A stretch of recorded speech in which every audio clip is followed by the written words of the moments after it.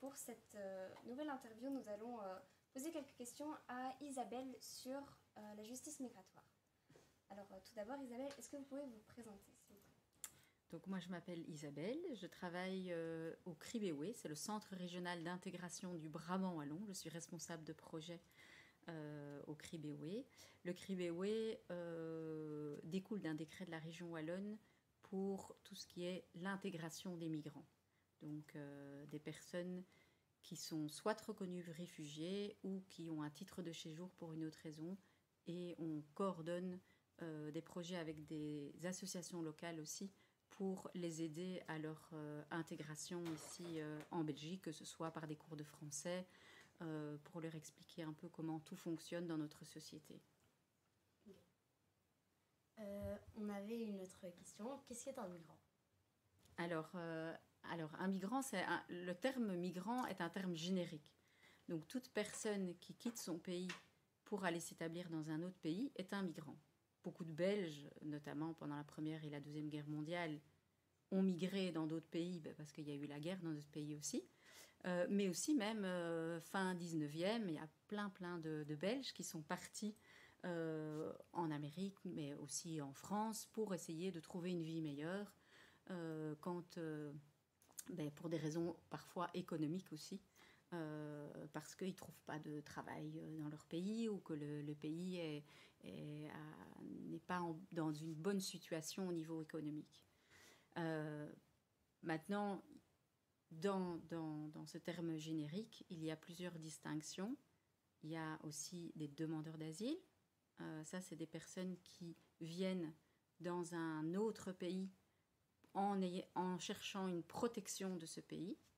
Et donc, ils viennent demander au pays d'accueil de les protéger parce qu'ils sont en danger dans leur propre pays. Pourquoi? Parce qu'ils sont, par exemple, dans un pays où il y a la guerre, ou parce qu'ils sont poursuivis dans certains pays qui n'acceptent pas la liberté d'expression, par exemple, pour certains journalistes, ou parce que ce sont des homosexuels et que dans leur pays ce n'est pas accepté, qu'ils peuvent être peut-être condamnés, que ce soit à mort ou en tout cas ou emprisonnés pour raison de leurs orientations sexuelles. Voilà, ça peut être pour plein de raisons où leur vie est en danger. Et un réfugié, c'est une personne qui est reconnue faisant partie de ces groupes qui sont en danger. Voilà la distinction entre migrants, c'est le terme générique pour toute personne qui quitte son pays pour s'établir dans un autre pays. Il y a un projet qui est mis en place, qui est un projet qui s'appelle Tissons des liens, et donc un projet avec des colsons, mais en fait, c'est quoi? Ça sert à quoi ce projet? Alors l'idée, en fait, c'est déjà ici à Wavre, la commune a voté la motion commune hospitalière, donc pour essayer d'en fait améliorer l'accueil des réfugiés et des migrants dans la ville de Wavre. Il y a plusieurs communes qui ont voté cette motion. Et l'idée de cette action, c'est un petit peu rappeler aussi à la fois que nous vivons dans une commune hospitalière, ici à Wavre, le rappeler aussi aux citoyens, mais aussi aux politiques, qui ne doivent pas oublier que cette motion a été votée. Mais l'idée aussi, c'est pour le moment, comme vous l'avez entendu dans les médias, il y a beaucoup de demandeurs d'asile, donc des personnes qui viennent essayer de trouver un refuge ici en Belgique, qui ne sont pas accueillis et qui vivent dans la rue, sous des tentes. On en a vu beaucoup sur Bruxelles, parce que pour le moment, tous les centres pour demandeurs d'asile, où ils devraient être accueillis, sont saturés parce qu'il manque de place. Et l'idée, c'est d'interpeller les politiques pour leur dire que des solutions, il en existe. D'autant plus que dans la loi, il est prévu que dans le cas où les centres sont saturés, le gouvernement peut activer le principe de répartition. L'idée, c'est de demander à chaque commune d'accueillir quelques demandeurs d'asile. Et le problème, les 2000 demandeurs d'asile qui sont du coup à la rue, ce serait résolu, puisqu'on est quand même beaucoup de communes en Belgique. Si toutes les communes accueille quelques demandeurs d'asile, eh ben, le problème il est résolu. Et pour le moment, cette activation n'est pas faite. Et donc c'est à la fois une action pour que les citoyens eux-mêmes en fait portent ce message auprès de leur politique, de dire ben voilà, et les communes vous pouvez bouger, et pour amener cette demande au niveau du fédéral qui est lui compétent pour l'accueil des demandeurs d'asile. Alors pourquoi des colsons? Parce que les colsons, c'est souvent utilisé pour les arrestations, pour menotter les personnes. D'où le slogan, pas des menottes, mais plutôt tisser des liens. Et au travers de ces colsons, ben, on va faire un filet, un grand filet de plusieurs mètres. Et donc, on doit tisser. Et l'idée, c'est de faire un peu tout le monde participer à ce tissage de liens. Et donc, ça a plein de symboliques parce que faire un filet, c'est aussi utile pour essayer de repêcher. En fait, les migrants, on sait que vous avez sûrement entendu beaucoup de migrants qui se noient en mer en essayant d'arriver en Europe. Mais c'est aussi ce lien, ce tissage qui peut servir de hamac, de lit. Voilà, c'est ce message-là, c'est donnez-leur des lits et il faut qu'on puisse les accueillir, d'autant plus que la Belgique est signataire de la Convention de Genève, cette convention qui nous oblige à accueillir, on s'est engagé à accueillir les personnes comme eux qui sont en danger dans leur propre pays, en danger de mort, et qui ne peuvent plus vivre dans leur pays. Et donc, c'est ça cette action, c'est vraiment d'essayer d'interpeller les politiques pour qu'il y ait un changement. Et on incite les citoyens à le faire aussi et à eux-mêmes se mobiliser en fait au travers de cette action. Je vais juste rebondir sur ce que vous avez dit. Vous avez parlé que Wavre est une ville hospitalière. Et mais donc je me demandais, on accueille, mais est-ce que beaucoup de dossiers arrivent à terme, arrivent à être acceptés? Donc est-ce qu'on accueille, mais est-ce qu'en contrepartie, les demandeurs d'asile et les réfugiés peuvent rester ou alors doivent partir? Alors il y a une proportion qui va recevoir son statut de réfugié, donc il va être reconnu comme étant qu'il est légitime effectivement, qu'il demande cette protection internationale, et puis une série d'autres où on va considérer qu'ils ne rentrent pas dans ces critères de la Convention de Genève et donc qui vont être refusés.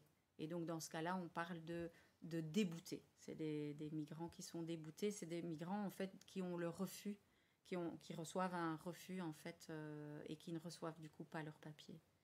Mais là, ça c'est analysé par des instances. Il y a le CGRA, le Commissariat général aux réfugiés, aux apatrides, qui fait ce travail d'interroger les migrants et de voir et d'analyser d'où ils proviennent et si effectivement c'est légitime, s'ils sont vraiment en danger dans leur pays et que c'est légitime de leur donner un statut de réfugié. Et qu'est-ce qu'est la justice migratoire ? Alors la justice migratoire, l'idée en fait c'est d'essayer d'un peu changer les choses, parce que pour l'instant, pourquoi il y a beaucoup de migrants qui se noient en Méditerranée ? C'est parce que justement l'Europe, on est en train de plus en plus de vouloir fermer les frontières plutôt que d'accueillir. Et donc, on érige des murs aux frontières de l'Europe.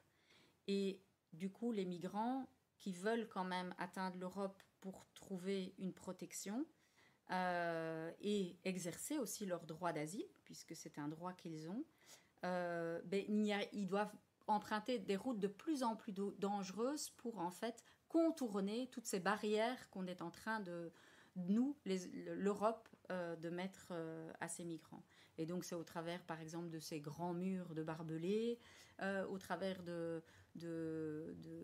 justement de ces bateaux qui doivent traverser les mers, mais pendant la nuit, avec souvent des bateaux de fortune, donc qui n'ont souvent pas assez qui sombrent en fait parce que c'est des trop petits bateaux pour traverser des grandes distances, etc. Et donc l'idée c'est justement de créer des voies sûres d'immigration pour mettre fin à toutes ces routes dangereuses, en fait, et toutes ces alternatives que les migrants essaient de trouver pour pouvoir quand même arriver. Et donc créer des voies sûres pour qu'ils puissent exercer ce droit et qu'ils puissent venir demander l'asile en Belgique. Après, leur dossier est analysé, comme c'est le cas aujourd'hui. L'autre chose, c'est que l'Europe, chacun assume sa juste part. C'est-à-dire qu'on répartisse aussi, que les pays, chaque pays accepte aussi de prendre un petit peu sa part de réfugiés et qu'on se répartisse de façon équitable. Parce que pour le moment, en Europe, on a créé une Europe, mais à la fois, il y a chaque pays, il y a, par exemple, en 2015-2016, c'est l'Allemagne et la Suède principalement qui ont énormément accueilli de réfugiés, et puis il y a d'autres pays qui n'ont, comme beaucoup de pays de l'Est, nouvellement d'ailleurs dans l'Europe, ils ont plutôt refermé les frontières, alors que les frontières, normalement, en Europe, doivent être ouvertes, quoi. Et donc, la demande, c'est de dire maintenant, ça suffit. Tout cet argent, parce que c'est énormément d'argent, c'est des milliards qui ont été financés par l'Europe, donc par chaque contribuable, chaque personne qui travaille contribue en fait à l'argent de l'Europe.